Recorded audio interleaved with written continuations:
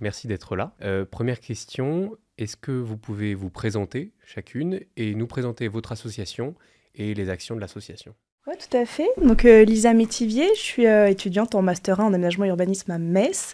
Et je suis également en charge de la culture géographique à la FNEG, qu'on présentera juste après.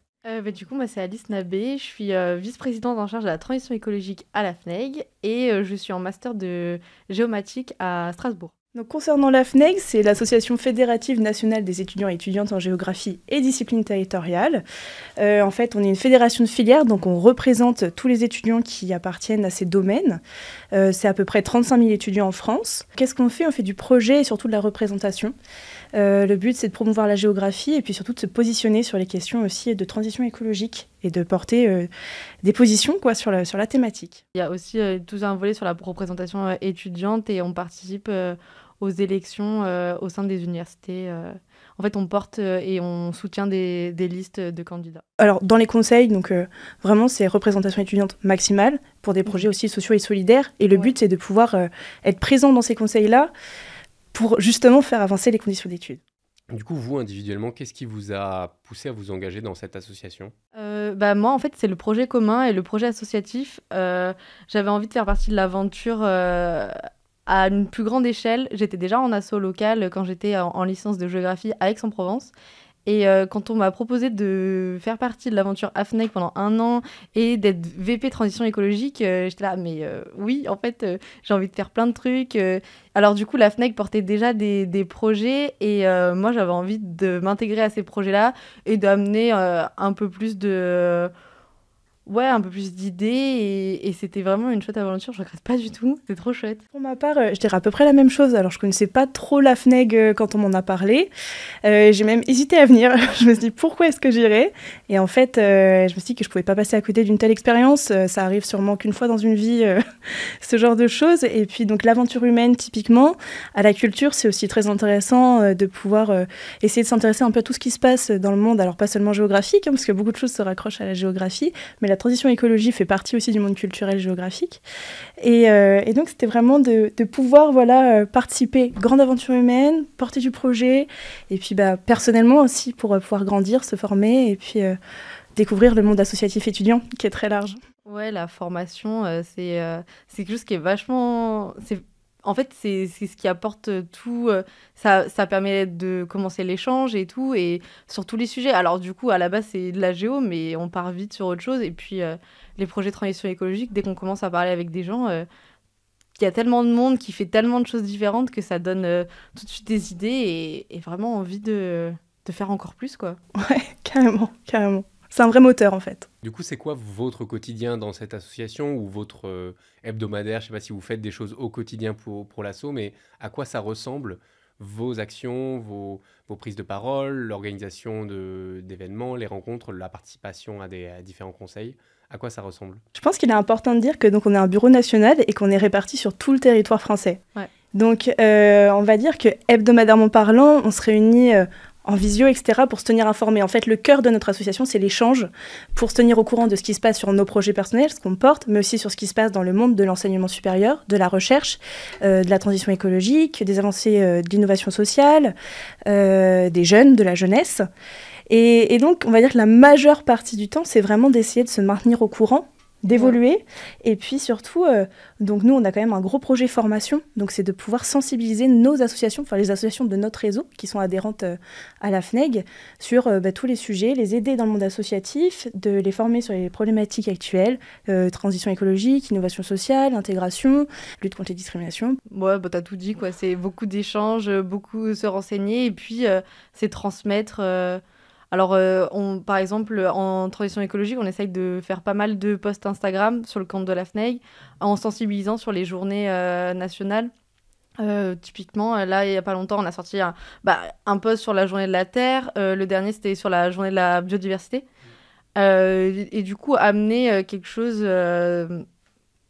toujours pour sensibiliser. Alors, ceux qui nous suivent, c'est vraiment des étudiants souvent en géographie.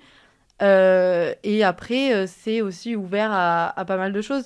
Mais là, si on se concentre sur la transition écologique, on essaye de sensibiliser au maximum. On a créé des formations au cours de nos week-ends de formation. On en a plusieurs dans l'année et on a essayé vraiment d'avoir un rythme et d'être toujours présent. Et dans nos conseils d'administration, on essaye de toujours mettre en avant ce qu'on fait pour l'écologie. Et là, dans le prochain, on parlera qu'on est venu faire un podcast pour mettre en avant la FNEG et la transition écologique. Je pense qu'il est aussi important, alors on porte des positions vraiment sur la transition écologique, mais s'il y a quand même des grandes avancées, c'est aussi sur les conditions d'études en géographie. Donc aujourd'hui, on a réalisé des portages, en fait, on a réalisé le livre blanc de la géographie. Donc c'est un livre qui recense toutes les positions que nous on porte pour améliorer les conditions d'études, et puis également les états généraux aussi. De la géographie.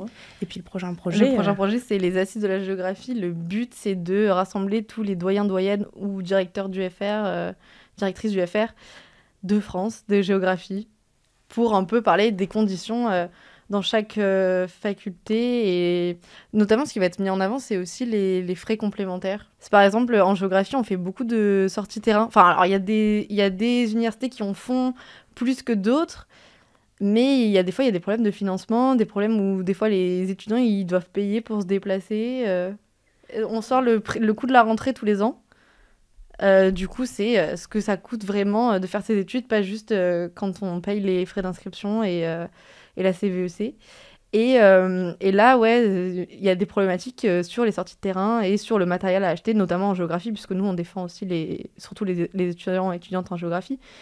Et c'est aussi pouvoir mettre en avant les solutions qui existent, parce qu'on sait qu'il y a des universités qui avancent les frais, on sait qu'il y a des universités qui ont des subventions pour ça, et il y en a qui passent à côté, quoi. Non, pas, ouais.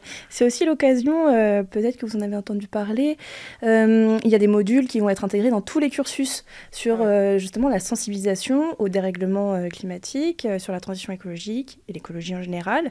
Et donc, c'est comment aussi intégrer ces modules-là dans les cursus, pas seulement de géographie. En fait, la géographie, c'est déjà une discipline qui est sensible à la question de la transition écologique, parce qu'on fait de la climatologie, on étudie aussi la formation des sols, etc. Donc, c'est comment on intègre ça sans être redondant, et pour autant, comment est-ce qu'on peut intégrer ça dans d'autres formations, et aussi de manière, je ne sais pas si intelligente est le bon terme, mais du moins optimale.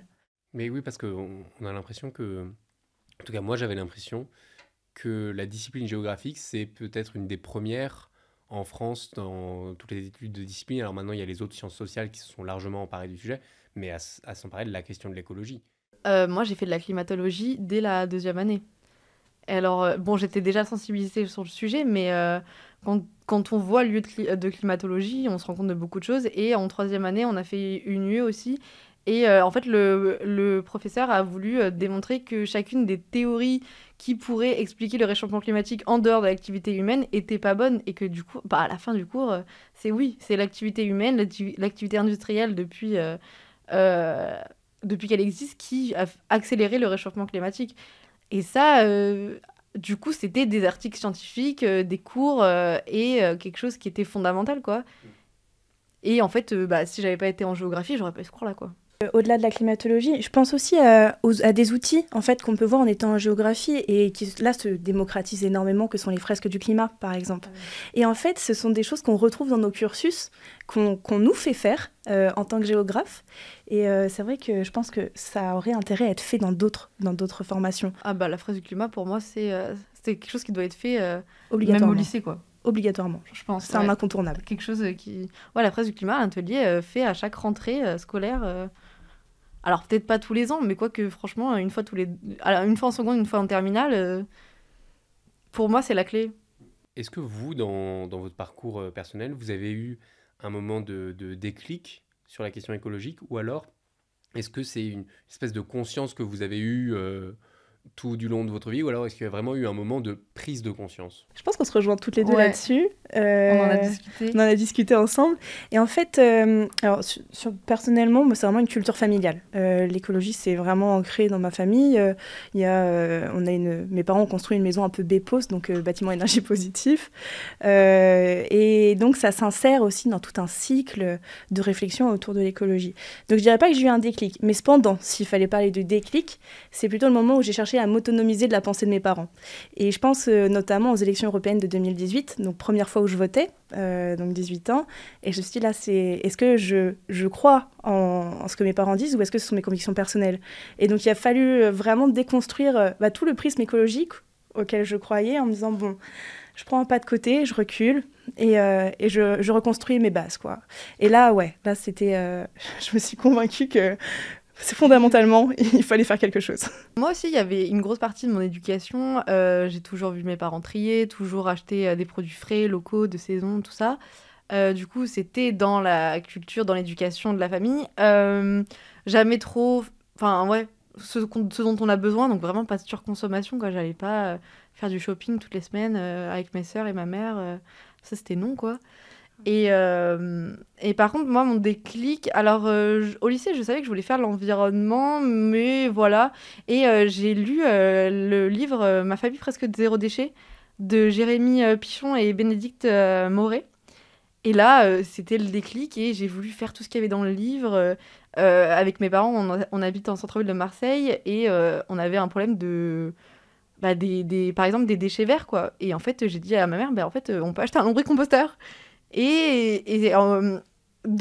fait, c'est quelque chose qui a amené à faire un peu plus. On s'est aussi mis au vrac et tout. Et c'est ça, je pense, qui m'a amené à me poser beaucoup de questions, notamment sur la consommation. Alors, au début de plastique, puis après, c'est parti sur les vêtements et puis tout ce qui s'ensuit derrière, quoi.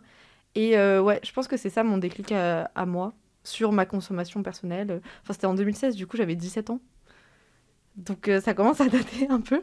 Mais ouais.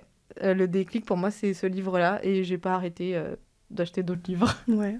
Je pense aussi qu'après les déclics, il y a des choix qui se font. Je sais qu'il y a quelque chose de très personnel. Moi, j'ai fait le choix de pas avoir de voiture, par exemple. Voilà, j'ai le permis depuis mes 18 ans. À mes 20 ans, on m'a dit, est-ce que tu veux une voiture? Et je dis, en fait, pour le moment, écologiquement, non. Et puis, tant que je peux faire du train, tant que j'en ai pas besoin, en fait, tant que c'est pas obligé, que ça devient pas une obligation, je m'en passe. Moi aussi, j'ai la même réflexion. Donc, quand j'ai quitté Marseille et qu'on m'a dit tu vas faire comment pour avoir une voiture, j'ai dit j'ai pas besoin de voiture, je vais habiter à Strasbourg, il y a le tram, je suis pas loin de la gare TGV, nickel, quoi. Ouais. Et il y a plein de moyens alternatifs. Je pense à la location de voiture entre particuliers. J'ai fait ça la dernière fois pour aller près de Strasbourg faire une fresque de l'eau. Et voilà, ça marche très bien. Le train aussi, en tant que jeune, on bénéficie de tarifs. Donc c'est le moment aussi d'en profiter. Ouais, les choix de vie au quotidien, quoi. Ouais, clairement. De façon générale, est-ce que vous voyez, on parle parfois de l'investissement par les jeunes de la question écologique, comment ils s'en emparent. Est-ce que vous le voyez ça? Et follow-up, qu'est-ce que ça vous inspire? Cette espèce de, si vous le voyez, l'engagement que peuvent avoir les jeunes sur la question écologique. En termes d'engagement, nous, on le voit dans le monde associatif, en fait, en particulier, je pense, et parce qu'on est géographe. Enfin, je pense qu'il faut peut-être poser ces bases-là. C'est que dans le monde associatif, il y a une prise, en tout cas étudiant, il y a une prise de conscience, etc. Il y a quand même beaucoup de choses qui sont faites, notamment lors des événements covoiturage, train, proposition de modes alternatifs de transport qu'à la voiture. Enfin, à la voiture seule, individuelle. Il y a aussi, par exemple, des motions qui sont passées en conseil d'administration sur les repas végétariens. Ah oui. On a aussi, sur l'écologie, c'est limiter les déchets. Donc, comment est-ce qu'on fait? C'est plus de tote bag, c'est peut-être... oui, c'est plus de tote bag, c'est aussi plus donner de goodies, le stylo, on a arrêté. Ouais, voilà. Ce sont des choix forts, en tout cas, à notre niveau. Et je dirais qu'au niveau des associations locales, quand même. Ouais, quand même. Il y en a pas mal, il y en a qui s'y mettent. Puis, en fait, c'est quand même... les assos locales, c'est aussi très personnel par rapport à ceux qui tiennent l'asso mais ça commence à être vraiment ancré dans les projets des assos locales. Et puis, même en dehors du réseau géographe, moi, j'ai rencontré d'autres assos au week-end de formation du RESES, il y a 2 semaines, je crois. Et là, j'ai rencontré des associations de partout en France, des associations qui ne sont pas géographes. Tu peux dire ce que c'est le RESES? Ah oui, pardon. C'est le RESES, donc c'est le réseau étudiant pour une société écologique et solidaire. Et du coup, moi, j'ai participé au week-end de formation, leur week-end de formation annuel. Et là, j'ai rencontré énormément de personnes de tous horizons, en fait. Et j'ai rencontré des gens qui étaient en communication et qui avaient une asso, alors écologie, pour le coup, pas une asso de leur filière, mais une asso écologie dans leur université. Et eux, ils mettaient en place plein de projets, notamment... ceux que j'ai rencontrés, c'était vraiment l'alimentation durable. Elles étaient à Lyon, les filles, et leur projet, c'est de montrer que tu peux faire une alimentation durable, même quand tu es étudiant, plein de plats végétariens et tout. Et j'ai eu une discussion avec elles, c'était trop bien, quoi. Et puis au-delà de ça, aussi, on voit des associations qui s'emparent des clean walk, par exemple, donc qui en organisent pas mal. Et ça fait du bien de voir ce genre d'action. Et je pense qu'en sortant du réseau géographe, donc toi tu parlais du RESES, et moi je vais plutôt parler, je pense au relais jeunes, par exemple. Donc quand on parle de la jeunesse, typiquement, là c'est un mouvement de jeunesse très fort, qui s'axe plutôt sur des vues politiques, mais également écologiques. Et je pense, et quand on les suit sur les réseaux, là par exemple, ils sont en plein... marathon, véloton, je ne sais pas comment on peut dire ça, en réaction au projet EACOP, avec donc les tubes qui sont posés. Excusez-moi, je n'ai plus la pipeline. La pipeline, merci, qui va être posée de 4153 km. 1443. Oh là là. Bref. Ils traversent la France. Ils traversent la France quand même. Et ils visitent aussi des sites, font vraiment beaucoup de sensibilisation. Et je pense que ce genre de mobilisation, on voit que ça marche, que les gens les rejoignent aussi sur les étapes. En fait, ils sont accueillis par plein de gens. Ouais, c'est encourageant, quoi. Et ça fait du bien. Et ça montre aussi la mobilisation de la jeunesse. Ouais, là, c'est carrément un projet assez jeune, quoi. Ouais. Relais jeunes. Il y a un élément important pour le festival Atmosphère, c'est l'idée selon laquelle, face à l'inaction politique, en fait, il faut en passer par une espèce de changement de la culture, changement au niveau des mentalités, et en particulier changement au niveau des récits qu'on se donne, les récits qui gouvernent un peu notre société, que c'est en passant par là qu'on pourra entraîner à terme, en espérant que ce soit plus du très court terme que du long terme, le changement politique et le changement des actions. Est-ce que vous adhérez à cette idée ? Première partie de la question, sur l'idée qu'il y a des grands récits qui dominent et qu'il faudrait pouvoir changer. Et deuxième question, quels sont selon vous ces grands récits ? Est-ce qu'il y en a quelques-uns qu'on peut identifier peut-être ? Alors non, on s'est concerté et on a trouvé 2 grands récits, d'ailleurs assez paradoxaux. Ouais. En fait, le premier, si on peut parler, c'est plutôt cette société de l'hyperconsommation, avec des ressources infinies, qui ne s'épuisent pas, malgré le fait, et paradoxalement, d'être conscient d'être sur un monde fini. Mais quand même, tant qu'on n'en touche pas le fond, les ressources sont infinies. Donc ça, c'était le premier récit qu'on a identifié. Et le deuxième, c'est la catastrophe. On va tous mourir dans pas longtemps. Et pour moi, c'est vraiment les 2 récits qui dominent tous les médias qui existent. Alors, les principaux médias, je pense notamment à la télé. Et aussi un peu la radio, même s'il y a plus de diversité à la radio quand même. Mais pour moi, c'est les deux récits qui sont là, et comme s'il n'y avait rien au milieu. Et donc, oui, moi, je pense qu'il faut s'emparer des récits et faire bouger les choses, notamment juste la société, quoi. Et puis, comment faire bouger les choses ? Donc, tu parlais de culture tout à l'heure, de modification des récits. Nous, on pense que ça passe aussi beaucoup par l'éducation par les pairs. Donc, c'est pouvoir transmettre des informations qui sont justes, il faut prendre conscience de ce qui se passe, etc.